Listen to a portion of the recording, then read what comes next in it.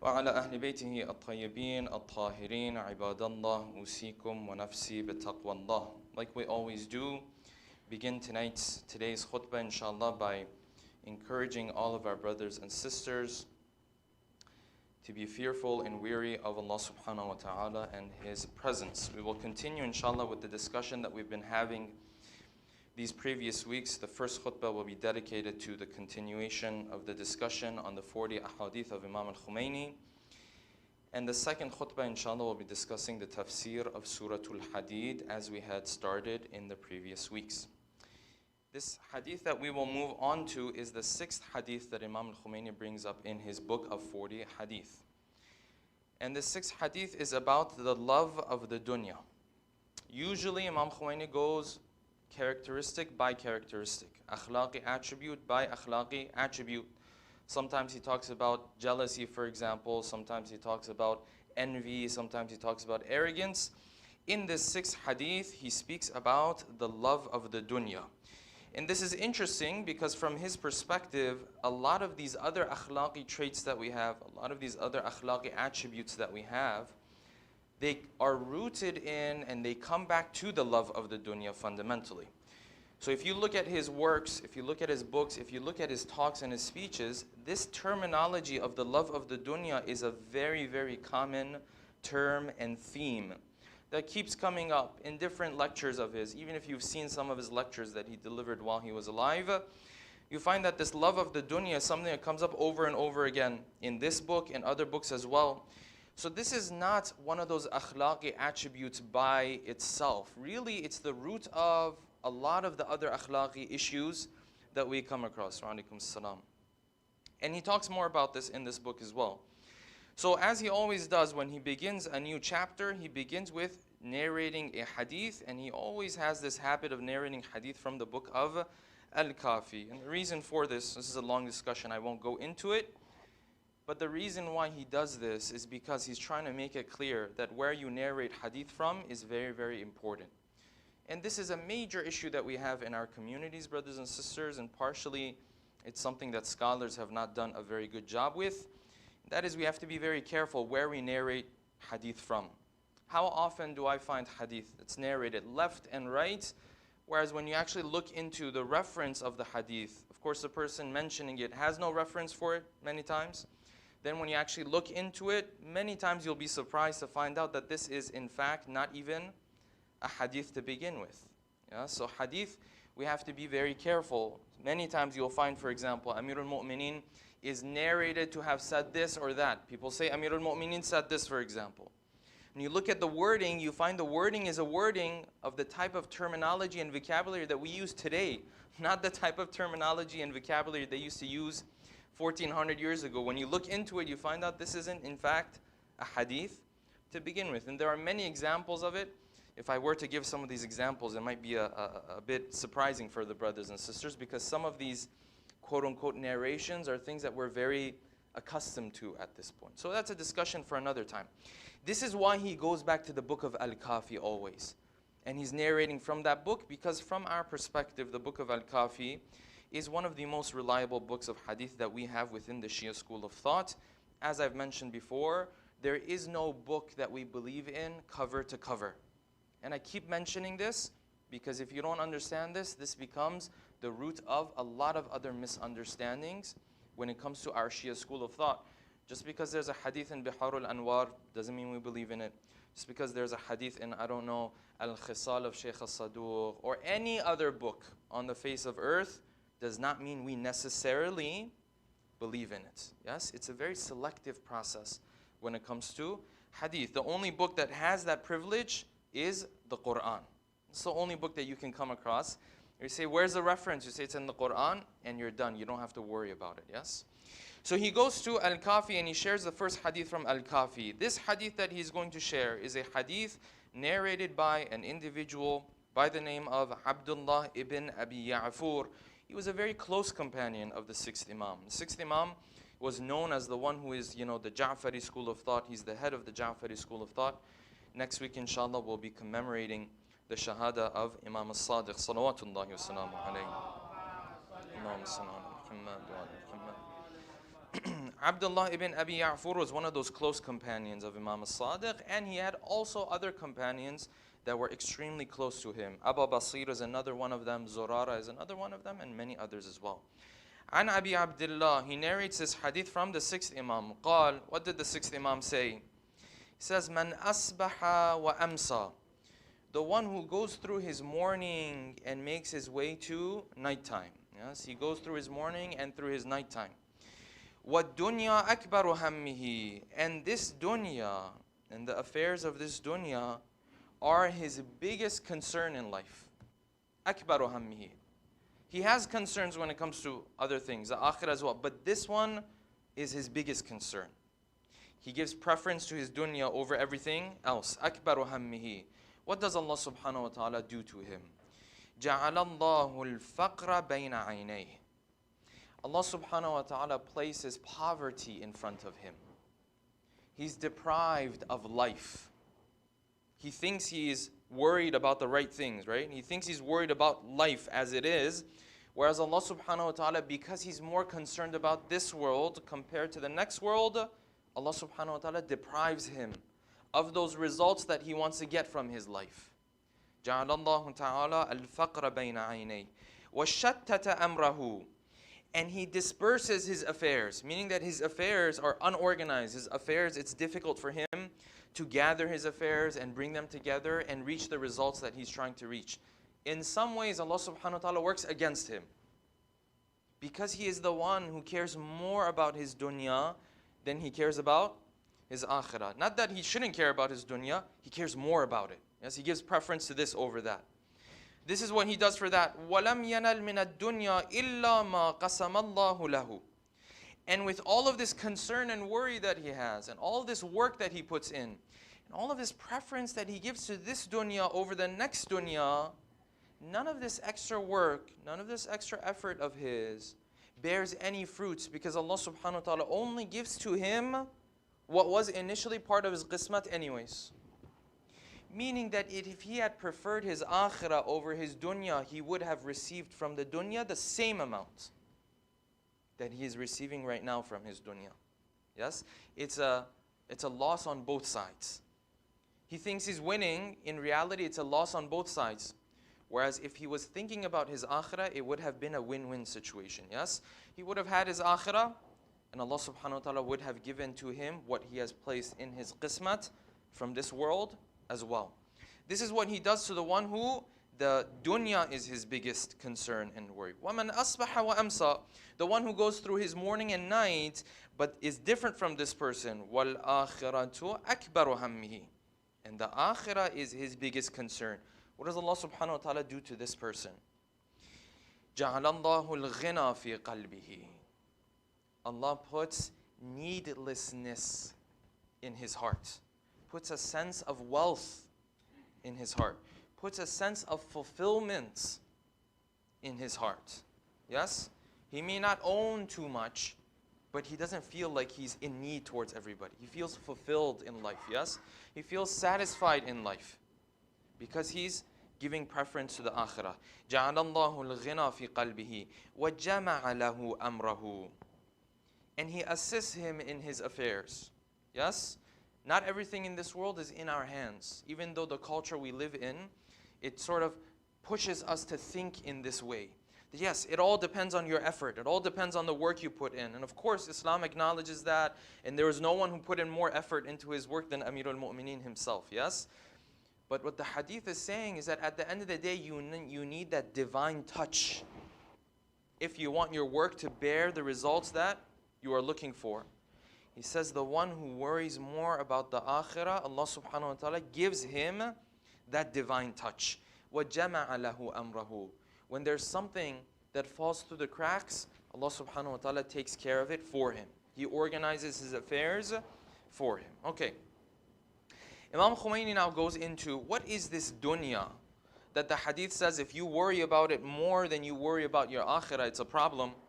If you worry more about the akhirah, you're on the right path. And he starts this discussion, and at the very beginning he says that this word of dunya, it's a very highly discussed and debated terminology, because there's almost no Islamic lecture you can go through unless that you hear the word of what? The word of dunya. It's one of those terms that's occurring over and over in the verses of the Quran. He says, I don't want to take too much time with this whole discussion of what this scholar has said and what that scholar said. Listen, it's simple. This dunya is the lowest level, the lowest form of existence. That's why they call it dunya. Yes, dunya means the lowest. Literally, that's the meaning of it. Yes, it says this dunya is the lowest level and the lowest form of existence, and therefore, in and of itself, it does not hold much value. And the problem is that the human being assumes that this is the highest level and the highest form of existence. That's where the problem is coming from. The problem is coming from the perspective of the human being. It's not that this dunya in and of itself is a problem. It's that this human being doesn't understand that this place is not a place of residence. It is not a place of stability. It's not a place where you're supposed to plan your whole life. You know, we're very used to this terminology. You're supposed to plan your whole life, yes? The Quran says, listen, yes, plan your life, but understand your life doesn't end here. Your life is continuous. Plan for the whole thing. You're planning for 1/10 of it. When the person in this world plans his life in this world, he's planning for 1/10 of it, 20th of it, 100th of it. He's not planning for the whole thing. That's the problem. He says this dunya is not a problem in and of itself. No. In fact, it is a place of growth. The problem with this dunya for many of us is that it's a place of instability. There's changes, there's ups and downs, there's life and death. Imam Khomeini says this is exactly what makes the dunya a place of growth. Because if it was a place of stability and nothing changing, you would never be able to grow, yes? You would enter into this dunya in one state, you would remain in this dunya in that same state. If you want to grow, you have to live in a world that is unstable. You have to live in a world where there are ups and downs. Otherwise, you would never change. Otherwise, you would never grow from this. And this is why in Hadith, usually we talk about the dunya. It's a negative perspective that we have of the dunya normally, yes? But then you find also there are times where Amirul Mu'mineen, other ma'asumeen, they will speak of the dunya, they will speak highly of the dunya. This dunya that usually we look at from a negative perspective, sometimes no, they will speak of the dunya, they will say this dunya is wonderful. It's great. Just from a different perspective though, yes? From a different perspective, it's great. This is why we come across this famous narration. It's mentioned in Nahjul Balagha. This is saying 131 from Nahjul Balagha of Amirul Mu'mineen. Salawatullahi wa salamu alayhi. Allahumma salli ala Muhammad wa ala Muhammad. And it's one that we've alluded to before as well, that Amir al-Mu'mineen one day, he came across a person who was blaming the dunya. And he was speaking of how negative this dunya is and how the dunya tricked him. And he said, you know, this dunya tricked me and made me spend my whole life on it. And at the end of the day, nothing of it benefited me, and so on and so forth. Yes? The type of terminology that we are very familiar with. And Amirul Mu'mineen responded to him in somewhat of a harsh way. Because what this person was trying to do was trying to put the blame of his own shortcoming on the dunya. Said, oh dunya, you tricked me. You were the one who got the best of me. And Amirul Mu'mineen said, listen, the dunya never tricked you. The dunya from the very beginning showed you that it is a place of instability. You just weren't listening. And he continues with the lines. He says, the dunya showed you how your father did not live forever. And your father was gone before you knew it. Didn't you see they buried your father? This was the dunya talking to you. This was the dunya revealing its truth to you. You just didn't want to listen to it. Right? You just wanted to be oblivious of this fact. You remember your mother. You remember you buried your mother. Yes? And no matter what you could do or no matter what you did, the doctors couldn't do anything for her. This was the dunya telling you. This is a place of instability. But you didn't want to listen to the dunya. And it's very beautiful. He says at one point, he says, is the dunya the victim Or are you the victim? Which one is the victim? Because the way you're speaking, it's as if you're the victim, whereas it seems as though the dunya is the victim. The dunya was speaking to you this whole time. You weren't paying attention to it. And so he moves on with the hadith and he reaches these lines. And these are the lines I want to emphasize on. He says, إِنَّ الدُّنْيَا دَارُ الصِّدْقٍ لِمَنْ صَدَّقَهَا. He says, the dunya speaks its truth to the one who wants to listen to its truth. وَدَارُ عَافِيَةٍ لِمَنْ فَهِمَ عَنْهَا. And it's a wonderful place for the one who has an understanding of what the dunya is. He wants to understand. No, if he wants to act like, he doesn't know, if he wants to act like he's blind and he can't see what the dunya is telling him, yeah, of course, he'll be tricked by this dunya, quote unquote. وَدَارُ غِنًى لِمَنْ تَزَوَّدَ مِنْهَا. And this dunya is a place where you walk away with so much reward from. لِمَنْ تَزَوَّدَ عَنْهَا. For the one who wants to come and walk away with reward though. The one who wants to come and just waste his life, yeah, he can do that as well. وَدَارُ مَوْعِظَةٍ لِمَنِ اتَّعَذَ بِهَا. And it's a place of learning lessons for the one who wants to learn a lesson. The one who doesn't want to learn a lesson, no, he will go through the same dunya. He won't learn the lessons that he has to learn. And then he starts to praise this dunya. He says, this dunya is very beautiful. Why? Masjidu ahibba'illah. This dunya is where the lovers of Allah, the close servants of Allah, they do their sajda in this dunya. These sajdas that you do, where does this happen? This happens in a place where you have the right to choose between wrong and good. Yes? Evil and good. This is where sajda comes into the picture, yes? Sajda is not just a physical thing. No, it's you saying, I'm choosing the right path over the wrong path. That's why when shaitan didn't do it, what happened to him? He chose the wrong path. He says, this dunya masjidu ahibba'illah, number one. Number two, wa musalla malaikatillah. It's the place where the angels also worship Allah subhanahu wa ta'ala. They obey Allah subhanahu wa ta'ala in this world. Wa mahbitu wahyillah. And this dunya is where the revelation of Allah subhanahu wa ta'ala descends upon. This dunya has its own value. Wa matjaru awliya'illah. Beautiful. He says, this is the place where those special servants of God do business. This is where, in my terminology and your terminology, we would say, this is where they make their money. Right? This is where they make their spiritual money. This is where they grow. It's in this world, with all of its darkness and injustices that we see every day on a social level, on a political level, that we see every single day. Yes? At the same time, it is a place of where the special servants of Allah, they do business. اكتسبوا فيها الرحمة. In this world, they attain the mercy of Allah. وَرَبِحُوا فِيهَا الْجَنَّةِ. This is where they win heaven for themselves. So from this perspective, this dunya is wonderful. So what's the problem with this dunya? It says this problem with this dunya is your perspective. That's what the problem is. You think this place is the place of stability. You think this place is the place where you're supposed to stay forever. If you think like that, that's going to be a problem. And he ends with this, and I'll inshallah bring this first khutbah to an end with this. He says the human being will always love this dunya. He has the love of the dunya in his heart from the time he's born until he leaves this world. He says the only thing that teaches this human being that this dunya is not something that he's supposed to be killing himself for is if the human being himself elevates himself beyond this dunya. If he elevates himself, then he starts to realize how low this life is. If he doesn't elevate himself, no, he looks at this life is exactly what he wants. If he takes himself above, if he elevates himself, then he looks down upon this dunya. And he says there are servants of God who do this so well that they have elevated themselves to a point now when they look down on this dunya, they want to get out of this dunya. They can't take it. These are things that, for myself at least, I'm not familiar with, yes? But he says if you elevate yourself more and more, you look down upon this dunya and you feel like this dunya is not worthy of you. You're trying to get out of it at this point.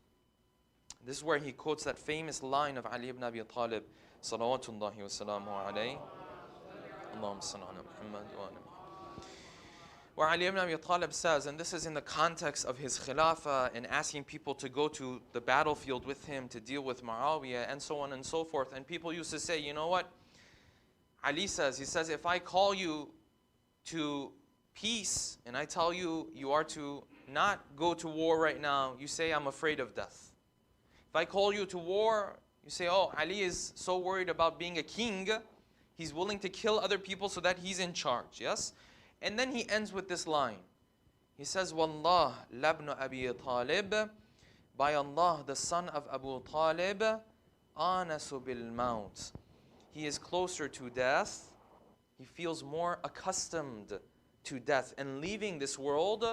Min at-tifl bi-thadi ummih. Then a child feels close to the chest of his mother.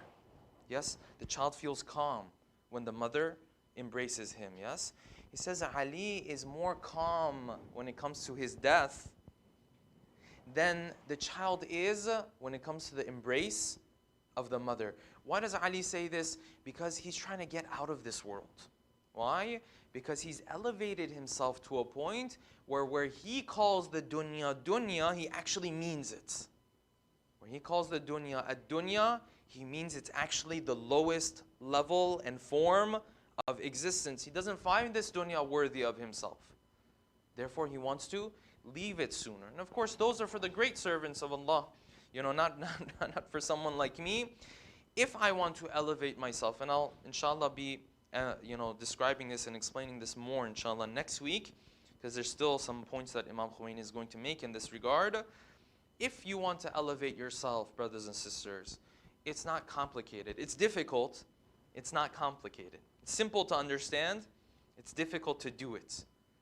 That if I want to elevate myself, the biggest form and the greatest form of spiritual elevation, of elevating yourself spiritually, is staying away from haram. I know many of you have heard this from me before. You will hear this from me over and over and over again, because that's what it all boils down to. I can sit here and talk about spirituality all day. At the end of the day, if I walk out and I do haram in my life, spiritually, I'm not going anywhere. That's the reality of the matter. All boils down to that. Inshallah, we'll talk more about that next week, inshallah. أعوذ بالله من الشيطان الرجيم بسم الله الرحمن الرحيم قل هو الله أحد الله الصمد لم يلد ولم يولد ولم يكن له كفوا أحد اللهم صل على محمد اللهم صل على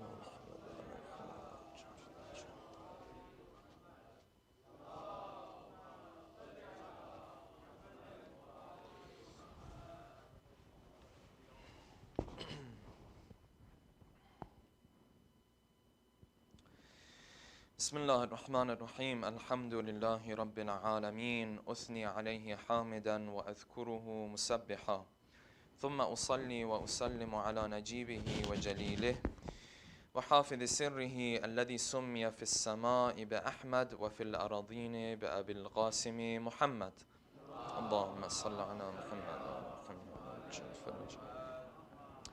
اللهم صل وسلم على علي أمير المؤمنين وفاطمة الزهراء سيدة نساء العالمين وعلى سبطي نبي الرحمة وإمامي الهدى الحسن والحسين سيدي شباب أهل الجنة وعلى علي بن الحسين ومحمد بن علي وجعفر بن محمد وموسى بن جعفر وعلي بن موسى ومحمد بن علي وعلي بن محمد والحسن بن علي والخلف الهادي المهدي حججك على عبادك وأمنائك في أرضك صلوات اللهم صل على محمد وعلى محمد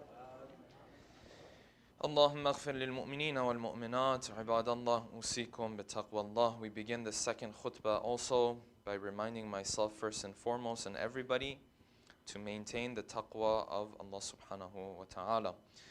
We'll continue inshallah with the second khutbah with the tafsir of Surah Al-Hadid. Of course, looking at the time, we'll cut the khutbah a bit shorter because we've went a bit longer in the first khutbah. We started discussing Surah Al-Hadid, the surah that is revealed in the city of Medina. These verses at the beginning of Surah Al-Hadid, namely the first 6 verses of this surah, are verses that in Hadith we are told are very special verses of the Quran. Hadith of the fourth Imam, Imam al-Sajjad, salawatullahi wa salamu alayhi. Hadith tells us that these verses of the Quran are verses that Allah subhanahu wa ta'ala revealed for the people of the end of times. Because there will be a group of people at the end of times who will have a deeper understanding. They will have a deeper comprehension of the verses of the Quran. And the Hadith says, Surah Tawheed, Surah Al-Ikhlas, yes? And the first 6 verses of Surah Al-Hadid are of these verses. That the people of the end of times will come and they will have a deeper understanding of these verses compared to the people of the time of the Prophet. Yes, and it's a longer hadith, I won't continue with it. Why? Because in these verses of the Quran, Allah subhanahu wa ta'ala is describing for us how Allah subhanahu wa ta'ala's existence encompasses the existence of the heavens and the earth. Of course, we speak about these concepts. For someone like me who's not practiced the religion fully, this is all theory. When you practice the religion fully, it becomes a reality for you. That's how it is. The more you stay away from haram, the more these things start to become a reality for the human being. Yes? He says, this is verse number 1 that we discussed already. لَهُ مُلْكُ السَّمَوَاتِ وَالْأَرْضِ يُحْيِي وَيُمِيتُ. Verse number 2 rather. يُحْيِي وَيُمِيتُ وَهُوَ عَلَى كُلِّ شَيْءٍ قَدِيرٌ. For him is the kingdom of the heavens and the earth. يُحْيِي وَيُمِيتُ. He gives life and he takes life away. وَهُوَ عَلَى كُلِّ شَيْءٍ قَدِيرٌ. And he is the one who is powerful over everything. He can do as he wishes. Verse number 3, there's no waw at the beginning. هُوَ الْأَوَّلُ وَالْآخِرُ. He is the one who's number 1, he's at the beginning. وَالْآخِرُ, and the one who's at the end. وَالظَّاهِرُ وَالْبَاطِنُ. And he is the one who is apparent. وَالْبَاطِنُ, and the one who is hidden, that lies within. وَهُوَ بِكُلِّ شَيْءٍ عَلِيمٌ. So he is the one before anything else is there, he's there. You remember in Dua Joshan Kabir we used to read not too long ago, Ya Nuran Qabla Kulli Nur. Yes? The light that's there before any other light is there, any other existence is there. Yes? Ya Nuran Ba'da Kulli Nur. The Nur that's there after all of the other lights. This is what this verse is alluding to. Same concepts here. Huwa al-awwal wal-akhir. Wal-zahir. He's apparent. If you look for him, you can see him. Wal-batin, but you can't see him at the same time. Yes? And these are characteristic and adjectives and attributes of Allah subhanahu wa ta'ala that are somewhat contrasting or you know, they have a contrast with one another. These are characteristics you normally would not associate with the same person.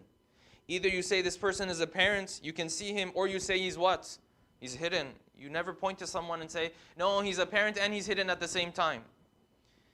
And this is the existence of Allah subhanahu wa ta'ala. Why is it that he can play both of these roles at the same time?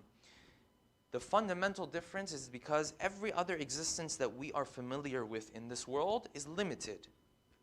When you're limited, there's only 1 or 2 aspects to your existence. When you're unlimited, your existence encompasses everything. Yes, you can be the outside and the inside at the same time. You can be the beginning and the end at the same time.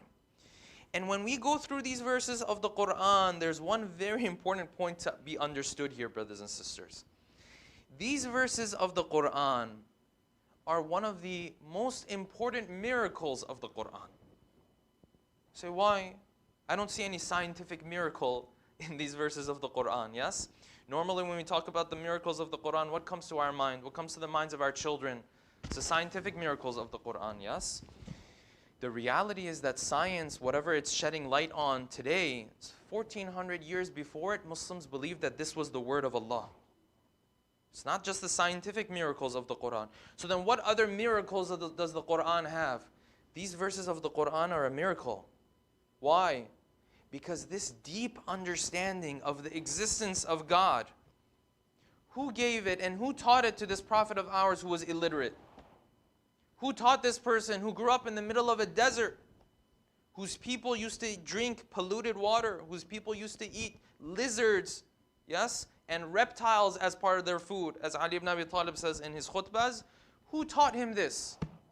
that philosophers come for thousands of years later and they try to understand what he was taught. Miracles of the Quran is not just, I don't know, the water boils at 100 degrees. Let's see if the Quran talked about this. Scientific miracles, there are in the verses of the Quran. We've discussed them before, yes? A portion of our Sunday school is actually dedicated to that whole discussion.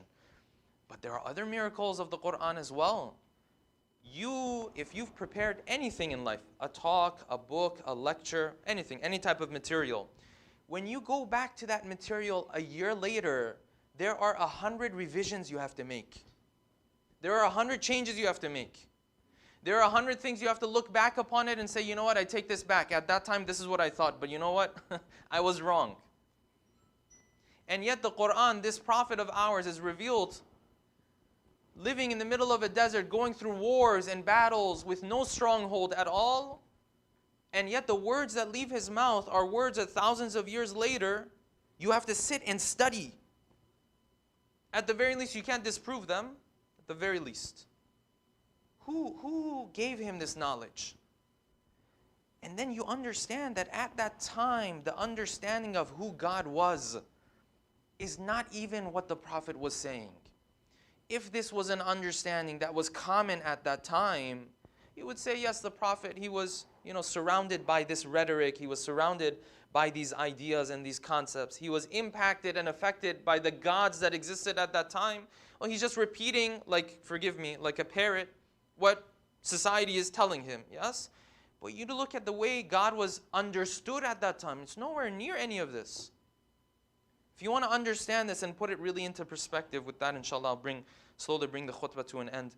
If you really want to understand this, imagine if you had a neighbor who, I'll even give you this, he's literate. He's not even illiterate like the Prophet. Let's say he's literate, yes? Let's say he's finished high school, for example. And this neighbor of yours, one day you come across him, and this neighbor, all of a sudden, he's talking about these deep concepts. So how did your day go? Say, Alhamdulillah. Allah, the one who is awwal, wal akhir, wal zahir, wal batin, wa huwa bi kulli shay'in alim. His existence is so connected to everything that he knows of everything. If this neighbor of yours started to speak in this way, there's only two options here. Either this person is a genius all of a sudden, yes, someone's teaching him this stuff, or the other option, which doesn't really make much sense, is that he's completely gone mad. It's one or the other. Otherwise, how is it that this normal, average person, all of a sudden he opens his mouth, he speaks about these concepts that philosophers have to sit and understand and might struggle to understand at times? Who taught the Prophet these things? You and I, because we grow up in this atmosphere that yes, there's only one Allah and He's unlimited, we're used to this terminology. That's why we take it for granted. Otherwise, if you were to look at the history of how the human being has viewed God, how mankind has viewed God over the centuries, you will see what the Prophet was speaking about was not ordinary at all. Human beings were used to making God look like a human being. They were never used to pointing to Allah and saying, He's nothing like a human being. They were never used to لَيْسَ كَمِثْلِهِ شَيْءٍ. This is what the Prophet was bringing to the table. Who taught the Prophet these things? Yes, you and I are literate. We can read and write and we can't come up with this stuff. Then let alone someone who's never stepped foot in a school or a university or a college or anything of that sort. There's more to be discussed regarding these verses of the Quran. Inshallah, we'll leave that for next week. أعوذ بالله من الشيطان الرجيم. بسم الله الرحمن الرحيم. والعصر إن الإنسان لفي خسر إلا الذين آمنوا وعملوا الصالحات وتواصوا بالحق وتواصوا بالصبر.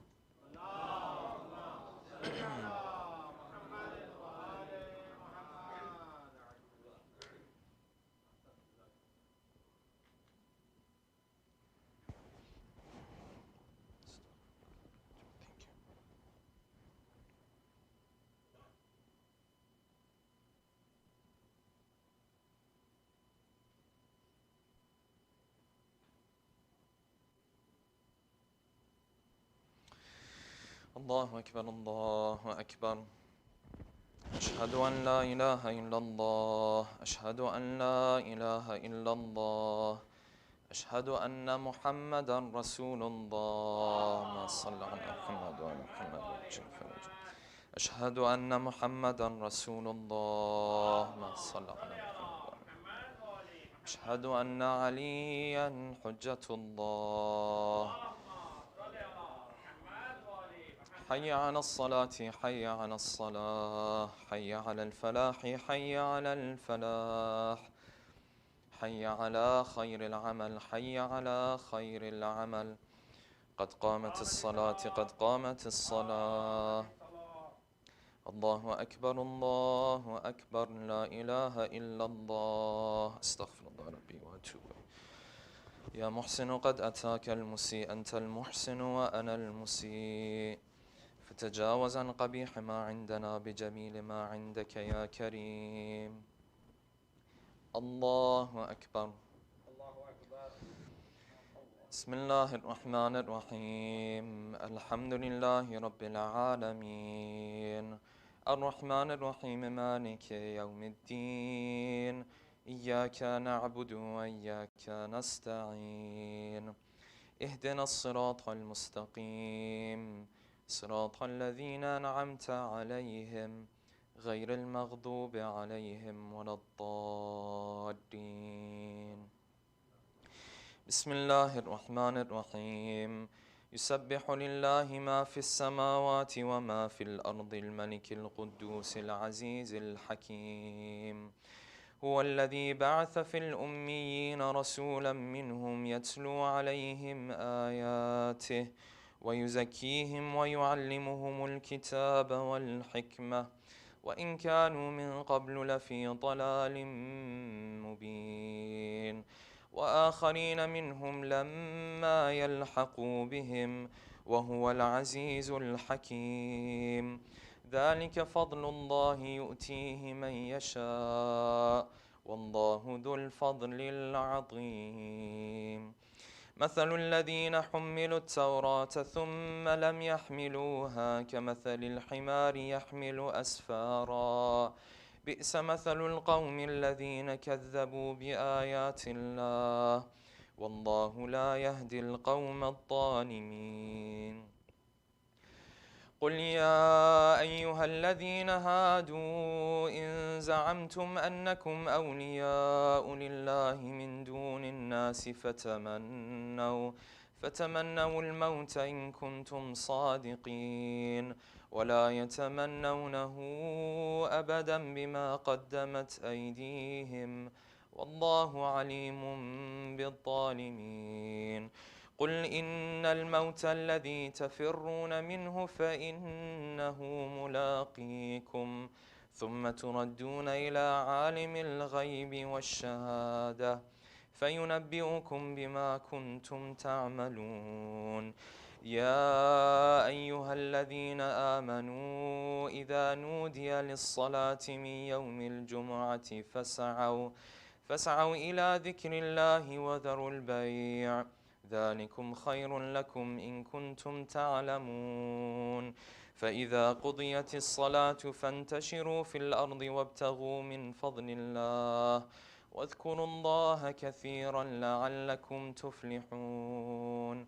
وإذا رأوا تجارة أو لهوا انفضوا إليها وتركوك قائما قل ما عند الله خير من اللهو ومن التجارة والله خير الرازقين الله أكبر اللهم صل على محمد وآل محمد اللهم ارزقنا توفيق الطاعة وبعد المعصية اللهم عجل لوليك الفرج اللهم اغفر للمؤمنين والمؤمنات والمسلمين والمسلمات الله أكبر سبحان ربي العظيم وبحمده سمع الله لمن حمده الله أكبر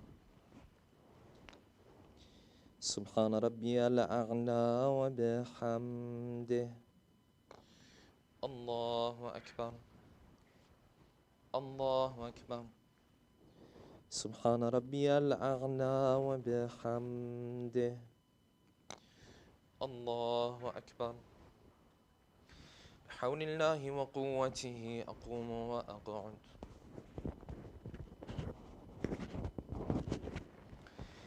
بسم الله الرحمن الرحيم. الحمد لله رب العالمين الرحمن الرحيم مالك يوم الدين. إياك نعبد وإياك نستعين. اهدنا الصراط المستقيم صراط الذين أنعمت عليهم غير المغضوب عليهم ولا الضالين. بسم الله الرحمن الرحيم. قل هو الله أحد الله الصمد لم يلد ولم يولد ولم يكن له كفوا أحد. الله أكبر. سبحان ربي العظيم وبحمده. سمع الله لمن حمده. اللهم صل على محمد وآل محمد. اللهم ارزقنا توفيق الطاعة وبعد المعصية. اللهم عجل لوليك الفرج. اللهم اغفر للمؤمنين والمؤمنات والمسلمين والمسلمات. الله أكبر. سبحان ربي الأعلى وبحمده. الله أكبر. الله أكبر. سبحان ربي الأعلى وبحمده. يا لطيف ارحم عبدك الضعيف. الله أكبر. بسم الله وبالله الحمد لله. أشهد أن لا إله إلا الله وحده لا شريك له وأشهد أن محمدا عبده ورسوله. اللهم صل على محمد وآل محمد. السلام عليك أيها النبي ورحمة الله وبركاته. السلام علينا وعلى عباد الله الصالحين. السلام عليكم ورحمة الله وبركاته. الله أكبر. الله أكبر. الله أكبر. إن الله وملائكته يصلون على النبي يا أيها الذين آمنوا صلوا عليه وسلموا تسليما. اللهم صل على محمد وآل محمد. اللهم صل على محمد وآل محمد. اللهم صل على محمد وآل محمد. لا إله إلا الله. لا إله إلا الله. لا إله إلا الله. تسبيحا منتظرا. سلام عليكم.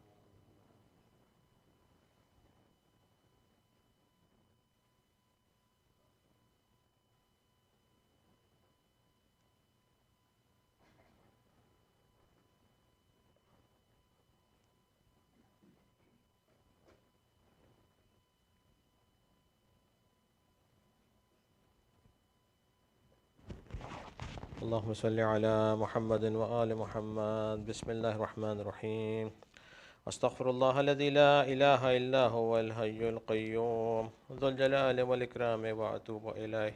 يا الله يا رحمن يا رحيم يا مقلب القلوب ثبت قلوبنا على دينك.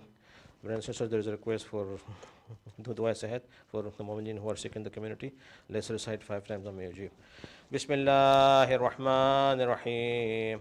أما يجيب المضطر إذا دعاه يكشف السوء.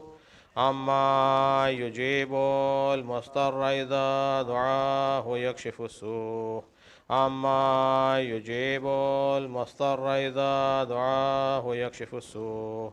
أما يجيب المضطر إذا دعاه يكشف السوء. أما يجيب المضطر إذا دعاه يكشف السوء. برحمتك يا أرحم الراحمين.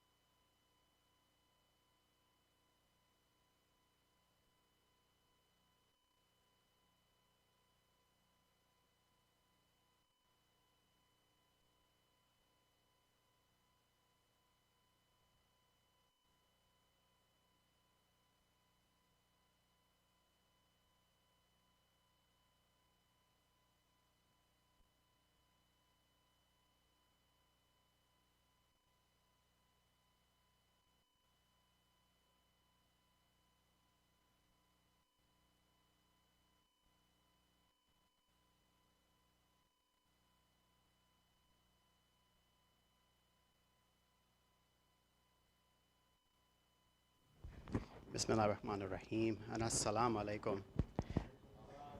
Welcome to the City of Knowledge and thank you for sharing your attention with me.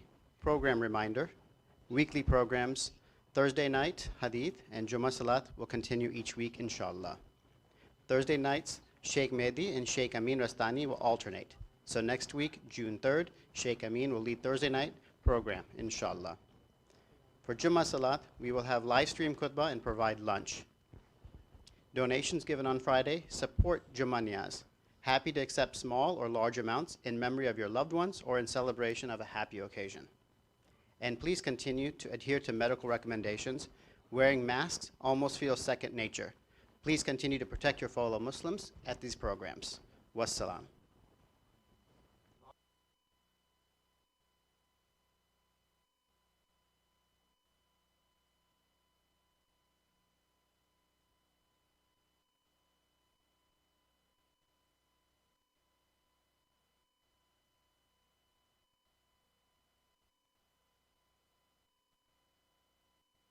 أشهد أن لا إله إلا الله أشهد أن لا إله إلا الله أشهد أن محمدا رسول الله ما صلى على محمد وعلى محمد أشهد أن محمدا رسول الله ما صلى على محمد وعلى محمد أشهد أن عليا حجة الله ما صلى على محمد وعلى محمد حي على الصلاة حي على الصلاة حي على الفلاح حي على الفلاح حي على خير العمل حي على خير العمل قد قامت الصلاة قد قامت الصلاة الله أكبر الله أكبر لا إله إلا الله استغفر الله ربي وأتوب الله أكبر بسم الله الرحمن الرحيم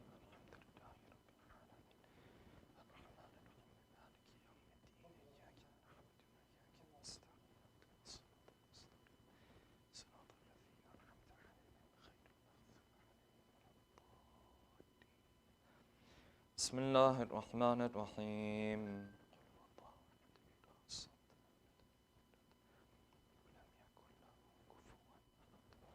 الله أكبر سبحان ربي العظيم وبحمده سمع الله لمن حمده الله أكبر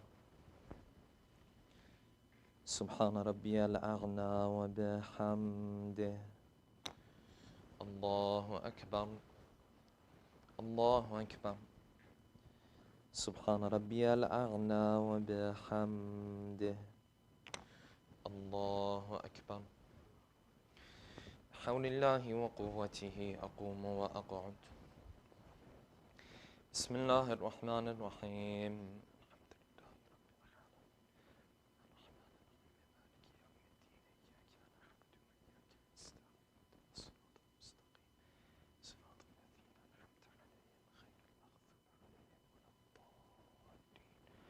بسم الله الرحمن الرحيم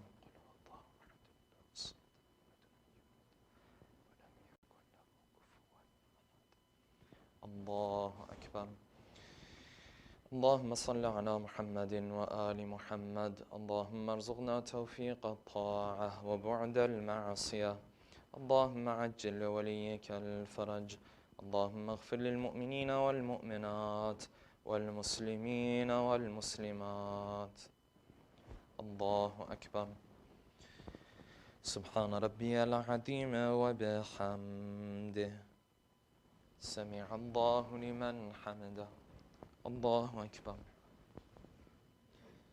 سبحان ربي الأعلى وبحمده الله أكبر الله أكبر سبحان ربي الأعلى وبحمده الله أكبر أشهد أن لا إله إلا الله وحده لا شريك له وأشهد أن محمدا عبده ورسوله اللهم صل على محمد وآل محمد وتقبل شفاعته وارفع درجته بحول الله وقوته أقوم وأقعد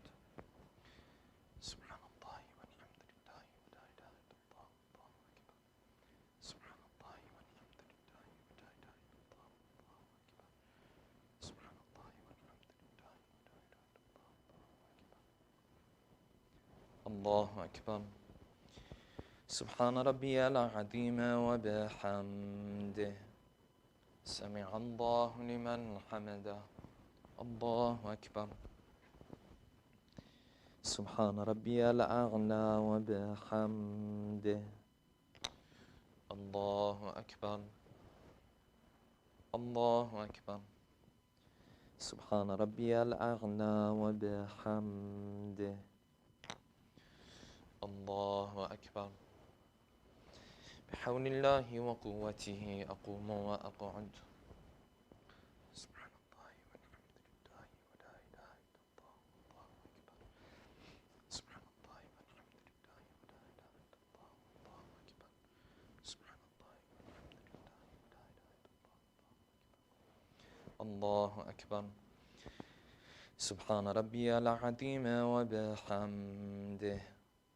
سمع الله لمن حمده. الله أكبر.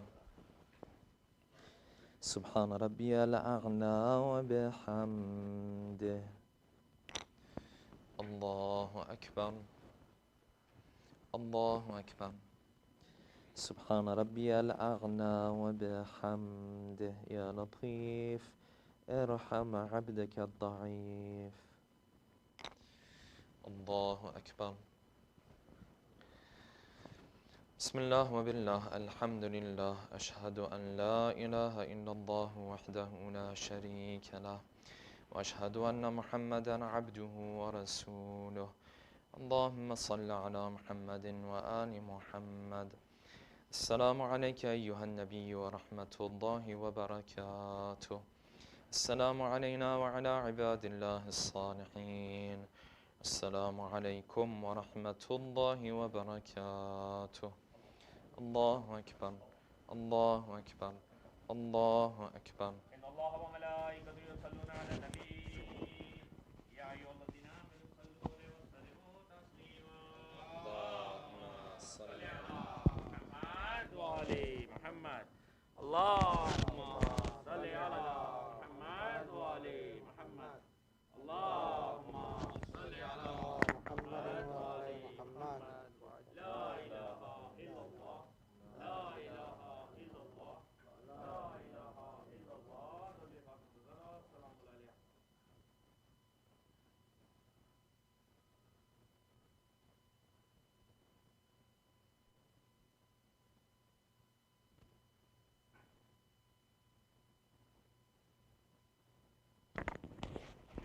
Sisters, please recite Surah Fatiha for Marhumin of today's lunch sponsor with a loud salawat.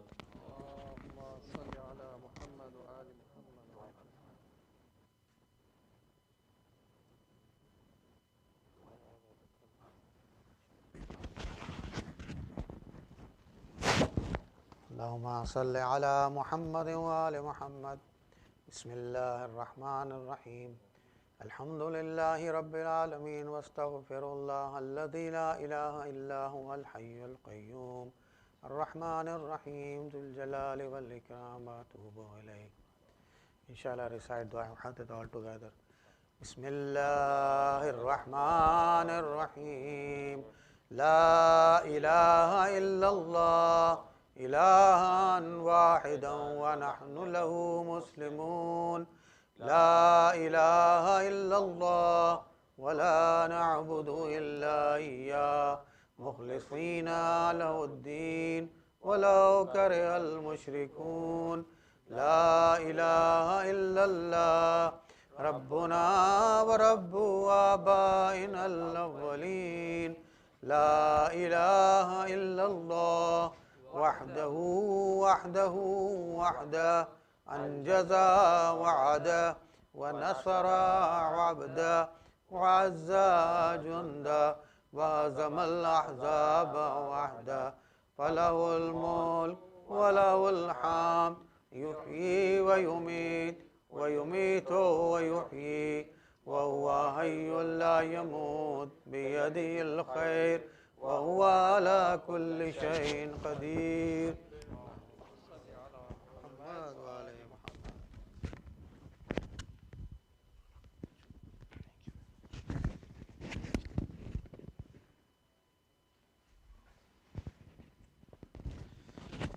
اللهم صل على محمد وآل محمد. السلام عليك يا رسول الله. السلام عليك يا حبيب الله.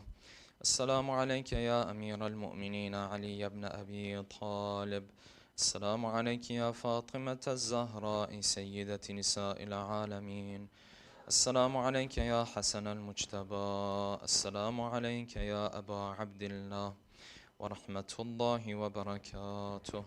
السلام عليك يا صاحب العصر والزمان. السلام عليك يا خليفة الرحمن. السلام عليك يا إمام الإنس والجان ورحمة الله وبركاته. السلام عليكم يا أهل بيت النبوة جميعا ورحمة الله وبركاته.